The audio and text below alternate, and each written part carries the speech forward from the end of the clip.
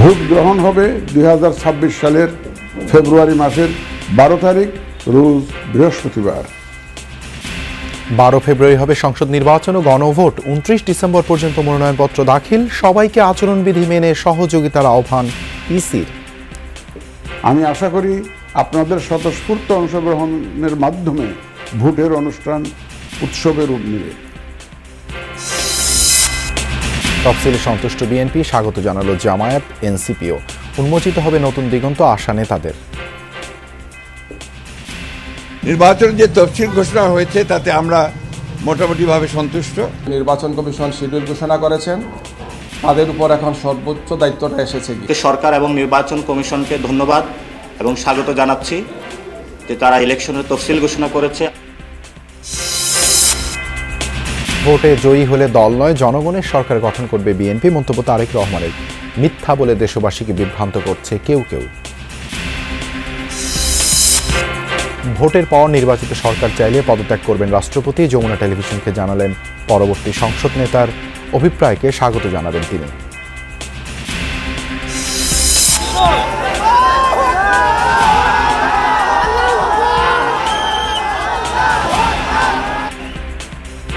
কোটি মানুষের উৎকণ্ঠা আর চোখের জল সঙ্গী করে চলে গেল শিশু সাজিদ। 32 ঘন্টা পর নলকূপের গর্ত থেকে মৃতদেহ উদ্ধার। আজ জানাজার পর তানোরে নিজ গ্রামে দাফন। বহুল কাঙ্ক্ষিত ত্রয়োদশ জাতীয় সংসদ নির্বাচন ও গণভোট আগামী 12 ফেব্রুয়ারি। এবার 1 ঘন্টা বাড়ানো হয়েছে ভোট গ্রহণের সময়। মনোনয়নপত্র জমা দেওয়া যাবে 29 ডিসেম্বর পর্যন্ত। প্রার্থীরা প্রচার করতে পারবেন 22 জানুয়ারি থেকে 10 ফেব্রুয়ারি পর্যন্ত। বৃহস্পতিবার সন্ধ্যায় জাতির উদ্দেশ্যে ভাষণে জাতীয় নির্বাচনের তফসিল ঘোষণা করেন প্রধান নির্বাচন কমিশনার এএমএম নাসির উদ্দিন। বলেন, এবারে নির্বাচন ভাবমূর্তি পুনরুদ্ধারের সুযোগ। রাজনৈতিক দলগুলোকে আচরণবিধি মেনে চলার আহ্বান জানান তিনি। কবে হবে নির্বাচন, আদৌ হবে কিনা, এমন প্রশ্ন জল্পনা কল্পনায় বেশ কিছুদিন ধরে। অবশেষে তার অবসান হলো। ঘোষণা করা হয়েছে জাতীয় নির্বাচনের তফসিল। বৃহস্পতিবার সন্ধ্যা 6টায় জাতির উদ্দেশ্যে ভাষণ দেন সিইসি এএমএম নাসির উদ্দিন। সেখানে তিনি তফসিলের বিস্তারিত তুলে ধরেন। জানান, এবার মোট ভোটার সংখ্যা 12,76,95,000। পুরুষ ভোটার 6,48,14,000 ও নারী ভোটার 6,28,79,000। আগামী 2026 সালের ফেব্রুয়ারি মাসের 12 তারিখ রোজ বৃহস্পতিবার 300 আসনে ত্রয়োদশ জাতীয় সংসদ সাধারণ নির্বাচন এবং একই সাথে জুলাই জাতীয় সনদ সংবিধান সংস্কার বাস্তবায়ন আদেশ 2025-এর উপর গণভোট অনুষ্ঠিত হবে। তফসিলে মনোনয়নপত্র জমা দেওয়ার সময় দেওয়া হয়েছে 18 দিন। প্রার্থীরা 19 দিন সময় পাবেন প্রচারণার জন্য। এবার অনলাইনে মনোনয়নপত্র জমা দেওয়ার পদ্ধতি বাতিল করেছে ইসি। বাড়ানো হয়েছে জামানত। হলফনামায় মিথ্যা তথ্য দিলে বাতিল হবে প্রার্থিতা ও সংসদ সদস্য পদ। প্রার্থী ও দলগুলোর আচরণবিধি মানার বিষয়েও কঠোর নির্বাচন কমিশন। আসুন আমরা আচরণবিধি মেনে একটি শান্তিপূর্ণ ও উৎসবমুখর নির্বাচন নিশ্চিত করি। শান্তিপূর্ণ সহাবস্থান এবং পারস্পরিক শ্রদ্ধা নিশ্চিত করে ভোটারদের বিশ্বাস ও আস্থা অর্জনই হোক আপনাদের লক্ষ্য। জোটবদ্ধ হলেও নিজ প্রতীকে নির্বাচন করতে হবে। এবার আদালত কাউকে পলাতক ঘোষণা করলে প্রার্থী হতে পারবেন না। নতুন বিধান যুক্ত করা হয়েছে আরপিওতে। কোথাও অনিয়ম হলে প্রয়োজনে পুরো আসনের ভোট বাতিল করতে পারবে কমিশন। যে কোনো ভয়ভীতি, প্রলোভন, প্রবঞ্চনা এবং সীমাবদ্ধতার ঊর্ধ্বে উঠে নিঃসংকোচে আপনাদের ভোটাধিকার প্রয়োগ করুন। আপনাদের নিরাপদ ও উৎসবমুখর অংশগ্রহণ নিশ্চিতকল্পে সংশ্লিষ্ট সকল প্রতিষ্ঠান ও বাহিনী কাজ করবে। ভোটাররা এবার 2টি ব্যালটে ভোট দিবেন। একটি জনগণের প্রতিনিধি নির্বাচন ও আরেকটি সংস্কার ইস্যুতে হ্যাঁ না ভোট। পোস্টাল ব্যালট আইনে থাকলেও এত বছরে আসেনি একটি ভোটও। কমিশনের আশা এবার বাড়বে পোস্টাল ব্যালটের হার। প্রবাসী ভোটারগণ ছাড়াও দেশের ভিতরের 3 ধরনের ভোটার পোস্টাল ব্যালটে ভোট দিতে পারবেন। এই 3 ধরনের ভোটারগণ আগামীকাল থেকে শুরু করে আগামী 25শে ডিসেম্বর 2025 পর্যন্ত পোস্টাল ভোট বিডি অ্যাপের মাধ্যমে এবং নির্ধারিত পদ্ধতিতে পোস্টাল ভোটের জন্য নিবন্ধন করতে পারবেন। জাতির উদ্দেশ্যে সিইসি বলেন, রাজনৈতিক দল ও ভোটাররা সচেতন থাকলে অনিয়ম রোধ করা সম্ভব হবে।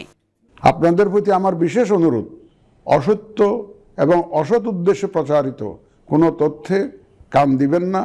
গতানুগতিক প্রচারের বাইরে এবার প্রথমবারের মতো ডিজিটাল প্রচারণার সুযোগ রেখেছে ইসি।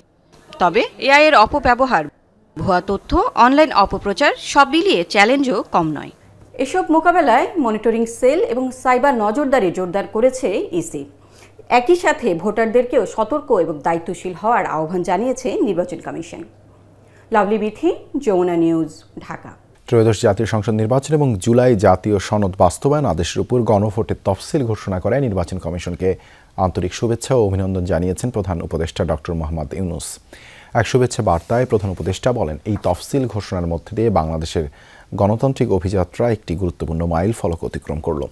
ঐতিহাসিক গণ অভ্যুত্থানের পর দেশ এখন যে নতুন পথে অগ্রসর হচ্ছে, এই নির্বাচন ও গণভোট সেই পথরেখাকে দৃঢ় করবে।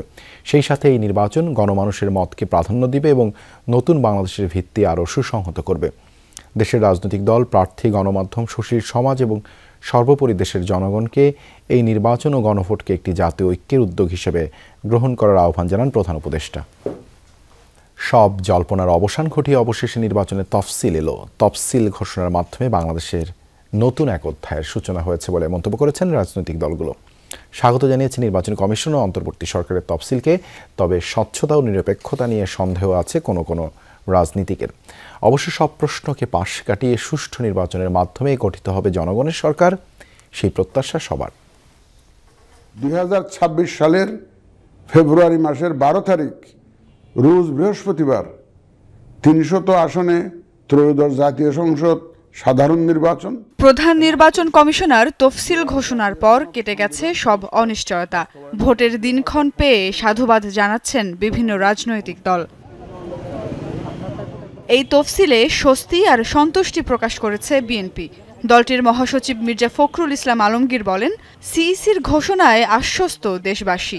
এবার ভোটের অধিকার বাস্তবায়ন হবে বলেও আশা প্রকাশ করেন তিনি। নির্বাচনের যে তফসিল ঘোষণা হয়েছে তাতে আমরা মোটামুটিভাবে সন্তুষ্ট। শব্দের একটা এদিক ওদিক থাকতে পারে, সে বিষয়গুলো আমি খুব বেশি বড় করে দেখি না। তফসিলকে স্বাগত জানিয়েছে জামাতে ইসলামীও। তবে সুষ্ঠু নির্বাচনের স্বার্থে প্রয়োজন হলে কমিশনকে কঠোর হওয়ারও আহ্বান তাদের। লেভেল প্লেইং ফিল্ডকে তারা নিশ্চিত করবেন এবং এই বিষয়ে সর্বোচ্চ ভূমিকা পালন করার জন্য যেহেতু নির্বাচন কমিশন শিডিউল ঘোষণা করেছেন, তাদের উপর এখন সর্বোচ্চ দায়িত্বটা এসেছে গিয়ে এখন থেকে তারা সেই ভূমিকাটি পালন করবেন। সংসদ নির্বাচনের তফসিলকে স্বাগত জানালেও ইসি ও আইনশৃঙ্খলা বাহিনীর সক্ষমতা নিয়ে প্রশ্ন তুলেছে এনসিপি। রাজধানীর বাংলা মোটরে তফসিল পরবর্তী প্রতিক্রিয়ায় দলটির মুখ্য সমন্বয়ক বলেন, সরকারের সদিচ্ছা থাকলেও নিরপেক্ষতায় ঘাটতি রয়েছে। লটারির মাধ্যমে এএসপি ডিসি নিয়োগ করা হচ্ছে, কিন্তু সেটা জাতির সামনে সুস্পষ্ট করা হয় নাই কাদেরকে নিয়োগ করা হচ্ছে।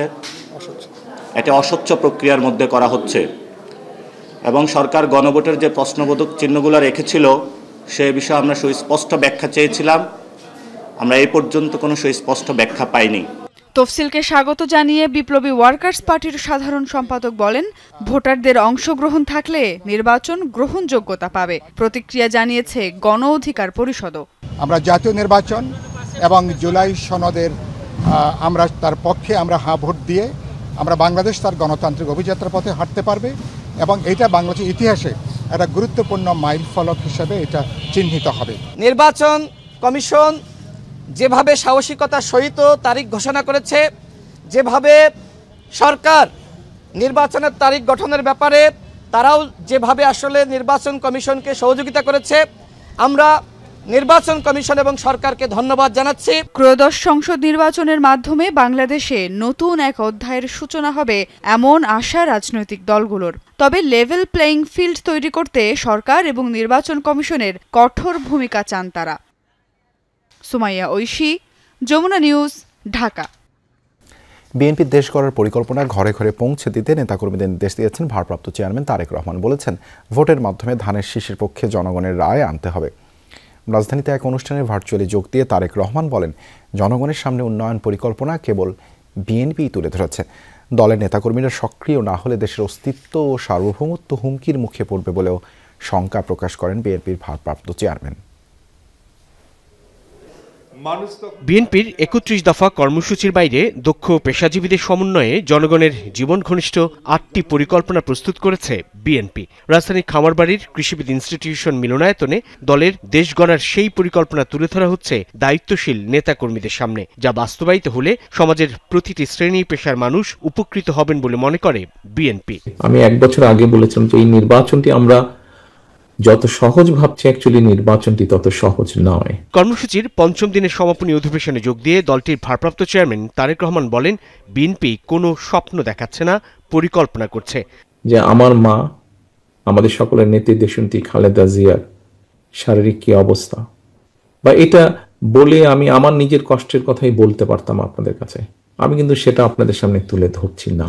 দেশকে সামনের দিকে এগিয়ে নিয়ে যাওয়ার যে মৌলিক পরিকল্পনাগুলো, মৌলিক বিষয়গুলো, এগুলো বিএনপি ছাড়া আর কে বলছে? কেউ বলছে না। কিন্তু আর মানুষকে এর পক্ষে মানুষকে সচেতন করতে হবে এবং সচেতন করার মাধ্যমে মানুষের রায় আনতে হবে নির্বাচনের দিন, ভোটের দিন। কিন্তু বিএনপির যাবতীয় পরিকল্পনা বাস্তবে রূপ দিতে হলে জনসমর্থন প্রয়োজন। সেজন্য নেতাকর্মীদের উদ্যোগী হওয়ার তাগিদ দিয়ে ঘরে ঘরে, মাঠে মাঠে যাওয়ার আহ্বান জানান তারেক রহমান। জনগণের প্রতিনিধিত্ব করতে হবে, জনগণ যাতে আস্থা রাখতে পারে আমাদের উপরে, আমাদেরকে সেভাবে নিজেদেরকে গড়ে তুলতে হবে। মিটিং করে করে বললে হবে না, ছোট ছোট গ্রুপ করে ঘরে ঘরে যেতে হবে, মাঠে মাঠে যেতে হবে। কে কয়বার ক্ষমতায় থাকবে আর কাকে কিভাবে আমরা সাইজ করব, রাজনীতির ভাষায় বললাম, এটি যদি আমরা চিন্তা করতে থাকি তাহলে তো হবে না। আপনাকে তো দেশ নিয়ে পরিকল্পনা করতে হবে। হরদম মিথ্যে কথা বলে একটি পক্ষ মানুষকে বিভ্রান্ত করার চেষ্টা করছে বলেও মন্তব্য করেন বিএনপির ভারপ্রাপ্ত চেয়ারম্যান। ওনারা কিন্তু হরদম বিভিন্ন রকম মিথ্যা কথা বলে মানুষকে বিভ্রান্ত করার চেষ্টা করছে না? বিভ্রান্ত করা, আপনার মিথ্যা কথা বলার কোনো প্রয়োজন নেই। এখনো যদি আমরা সিরিয়াস না হই, সামনে এই দেশের অস্তিত্ব, সার্বভৌমত্ব হুমকির সম্মুখীন হবে যদি আমরা, এবং এটা একমাত্র বাঁচাতে পারে গণতন্ত্র। ইনশাল্লাহ আপনারাই পারবেন আগামী দিনের যে ষড়যন্ত্র আছে সেটিকেও মোকাবেলা করতে, গণতন্ত্রের ভিত্তি স্থাপনের মধ্য দিয়ে। তারেক রহমান বলেন, ভবিষ্যৎ প্রজন্মের কথা ভেবে শিক্ষকদের প্রশিক্ষিত করতে one teacher one tab policy গ্রহণ করবে বিএনপি সরকার। জনগণের সমর্থনে সরকার গঠনের সুযোগ পেতে ধানের শীষের পক্ষে কাজ করতে নেতাকর্মীদের নির্দেশও দেন তারেক রহমান। আপনার সামনে থাকবে ধানের শীষ, আপনার সামনে কোনো ব্যক্তি থাকবে না। সাইফুদ্দিন রবিন, যমুনা নিউজ, ঢাকা। সর্বোচ্চ সতর্কতার সাথে চিকিৎসা চলছে বিএনপি চেয়ারপারসন খালেদা জিয়ার। কোনো গুজবে কান না দেওয়ার আহ্বান জানিয়েছেন চিকিৎসকরা। দেশবাসীর কাছে সাবেক প্রধানমন্ত্রীর রোগ মুক্তির জন্য দোয়া চেয়েছে তাঁর পরিবার ও চিকিৎসকরা। এফআর কেয়ার হাসপাতালে মেডিকেল বোর্ড জানায় ৭৯ বছর বয়সী খালেদা জিয়ার ফুসফুস, কিডনি ও হৃদযন্ত্রের চিকিৎসা চলছে। কিডনি অকার্যকর হয়ে পড়ায় নিয়মিত ডায়ালাইসিস চলছে। শরীরে গুরুতর সংক্রমণ এবং হৃদযন্ত্রের ভালভে জটিলতা ধরা পড়ায় দেশি বিদেশি চিকিৎসকদের সমন্বয়ে চলছে নিবিড় চিকিৎসা। পাশাপাশি রক্তে সংক্রমণ ও রক্তক্ষরণজনিত সমস্যায় তাকে রক্ত দেওয়া হচ্ছে। শরীরে গুরুতর ইনফেকশনের কারণে তাকে উন্নত অ্যান্টিবায়োটিক ও অ্যান্টিফাঙ্গাল চিকিৎসা দেয়া হচ্ছে। ভোটের পর নির্বাচিত সরকার চাইলে পদত্যাগ করবেন রাষ্ট্রপতি মোহাম্মদ শাহাবুদ্দিন। যমুনা টিভিকে তিনি জানান, নতুন সরকারের চাওয়া না চাওয়ার উপর নির্ভর করবে তার পদে থাকা। পরবর্তী সংসদ নেতার অভিপ্রায়কে স্বাগত জানাবেন তিনি। আলমগীর স্বপনের রিপোর্ট। গণ অভ্যুত্থানে ক্ষমতাচ্যুত আওয়ামী লীগ সরকারের আমলে দেশের ২২তম রাষ্ট্রপতি হিসেবে নিয়োগ পান মোহাম্মদ শাহাবুদ্দিন। দায়িত্ব গ্রহণ করেন ২০২৩ সালের ২৪ এপ্রিল। তার দায়িত্বে ১৫ মাসে জুলাই বিপ্লবে পতন ঘটে আওয়ামী লীগ সরকারের। প্রধানমন্ত্রীর পদত্যাগ। রাষ্ট্রপতি শাহাবুদ্দিনের অধীনে শপথ নেয় ডক্টর মোহাম্মদ ইউনূসের নেতৃত্বাধীন অন্তর্বর্তী সরকার। এই সরকারের ১৭ মাসের দায়িত্বকালে ঘোষিত হয়েছে জাতীয় নির্বাচনের তফসিল। এদিনই রয়টার্সে প্রকাশ হলো নির্বাচনের পর রাষ্ট্রপতি মোহাম্মদ শাহাবুদ্দিনের পদত্যাগের খবর। এ নিয়ে যমুনা টেলিভিশনকে রাষ্ট্রপতি জানান, ভোটের পর নির্বাচিত সরকার চাইলে পদত্যাগ করবেন তিনি। If the elected party, those who form government, if they request me to quit, then I will honor. I will welcome it. আপনি থাকতে চান না চলে যেতে চান, আমি তখন বলবো যে ইট ইজ ইউর ডিজায়ার, আপনারা যেটা বলবেন আমি তাই। রাষ্ট্রপতি বলেন, নির্বাচনের মাধ্যমে নতুন সংসদ গঠনের পরে সংসদ নেতার অভিপ্রায় অনুযায়ী সিদ্ধান্ত নেওয়া হবে। নির্বাচিত সরকার তো প্রথমে তো প্রেসিডেন্ট ইলেক্ট করবে না, নির্বাচিত সরকার তো প্রথমে পার্লামেন্ট করবে, প্রাইম মিনিস্টার করবে, তারপরে আমাকে আমাকে হয়তো তার আগেই হয়তো জিজ্ঞাসা করতে পারে। তারা যদি মনে করে আমি থাকবো না, শপথের আগের দিন বা শপথের পরে তাদের প্রাইম মিনিস্টারের শপথের সুইটেবল টাইমে লিডার অফ দি হাউস হবে রেসপন্সিবলি যে আমাকে জিজ্ঞেস করবে, তো কথা বলবে তো আমার সঙ্গে। রাষ্ট্রপতি হওয়ার আগে মোহাম্মদ শাহাবুদ্দিন দুর্নীতি দমন কমিশনের কমিশনার ও জেলা জজ হিসেবে দায়িত্ব পালন করেছিলেন। আলমগীর স্বপন, যমুনা নিউজ, ঢাকা। বৃথা গেল কোটি মানুষের উৎকণ্ঠা আর চোখের জল। 2 বছরের ছোট্ট সাজিদ সবাইকে কাঁদিয়ে চলে গেল না ফেরার দেশে। 32 ঘন্টা পর নলকূপের গর্ত থেকে তার মৃতদেহ উদ্ধার করে ফায়ার সার্ভিস। তাৎক্ষণিকভাবে স্থানীয় হাসপাতালে নেওয়া হলে চিকিৎসকরা তাকে মৃত ঘোষণা করেন। গভীর নলকূপের গহীন গর্ত থেকে ছোট্ট সাজিদের দেহটাকে ধরে উদ্ধারকর্মীরা সুড়ঙ্গ থেকে বেরিয়ে আসেন বৃহস্পতিবার রাত 9টার কিছু পরে। আর এতেই উদ্বেগাকুল প্রতীক্ষার 32 ঘন্টা পর হঠাৎ করেই যেন জ্বলে ওঠে এক টুকরো আশার আলো। বুধবার দুপুর থেকে নিরন্তর প্রচেষ্টারত উদ্ধারকর্মীরাও আপ্লুত হয়ে পড়েন আবেগে। সঙ্গে সঙ্গেই শিশু সাজিদকে নিয়ে দমকল কর্মীরা ছুট লাগান হাসপাতালের পথে, কিন্তু তানোর স্বাস্থ্য কমপ্লেক্সে পৌঁছানোর পর চিকিৎসকরা মৃত ঘোষণা করেন শিশুটিকে। আমরা অচেতন অবস্থায় পেলাম এবং তারপর পরই আমরা এটাকে হসপিটালে পাঠিয়েছি। আপনারা জানেন যে এই হসপিটালে মৃত ঘোষণা করেছে। উদ্ধারকর্মীরা জানান ভূপৃষ্ঠ থেকে 45 ফুট গভীরে ছিল শিশুটির অবস্থান। ফায়ার সার্ভিসের কর্মীরা সেখান থেকে তাকে উদ্ধার করে আনেন। 31 ঘন্টার অপারেশন শেষে আমরা শিশু সাজিদকে অচেতন অবস্থায় উদ্ধার করি। আমরা আসলে কিছুটা বাচ্চার নিথর দেহটা ধরার পরে আমরা একটু ইমোশনাল হয়ে গিয়েছিলাম। শিশুটির উদ্ধারের খবরের অল্প কিছু সময়ের মধ্যেই আসা মৃত্যুর খবরে বিষাদে ছেয়ে যায় পুরো এলাকা। খুবই দুঃখজনক যে এত পরিশ্রম করার পরও তাকে বাঁচাতে পারেনি। সারা দেশ, সারা বিশ্ব এই বিষয়টা সবাই মর্মাহত। সবাই চেয়েছিল বাচ্চাটি যেন জীবিত উদ্ধার হয়। রাতেই হাসপাতাল থেকে মরদেহ আনা হয় শিশু সাজিদের বাড়িতে। মা বাবা আর স্বজনদের কান্না ও আহাজারিতে ভারী হয়ে ওঠে বাতাস। বুধবার দুপুরে তানোর উপজেলার পাচন্দর কোয়েলহাট পূর্বপাড়া গ্রামের শিশু সাজিদ মায়ের সঙ্গে যাবার সময় মাঠে পরিত্যক্ত নলকূপের গভীর গর্তের ভেতর পড়ে যায়। এরপর থেকেই শুরু হয় উদ্ধার তৎপরতা। ফায়ার সার্ভিসের 8টি ইউনিট ও স্থানীয় স্বেচ্ছাসেবীরা টানা 32 ঘন্টা চালায় উদ্ধার কার্যক্রম। জারিন অর্নি, যমুনা নিউজ। মিয়ানমারের একটি হাসপাতালে সামরিক জান্তার বিমান হামলায় প্রাণ হারিয়েছেন কমপক্ষে 31 জন। আহত হয়েছেন 70 জনেরও বেশি মানুষ। বুধবার গভীর রাতে পশ্চিম রাখাইন রাজ্যে চালানো হয় এই হামলা। সামরিক বাহিনীর একটি বিমান থেকে ফেলা বোমার আঘাতে হাসপাতালটি ক্ষতিগ্রস্ত হয় বলে জানিয়েছেন আরাকান আর্মির মুখপাত্র খাইন থু খা। তবে এ ব্যাপারে কোনো মন্তব্য করেনি জান্তা বাহিনীর কোনো সদস্য।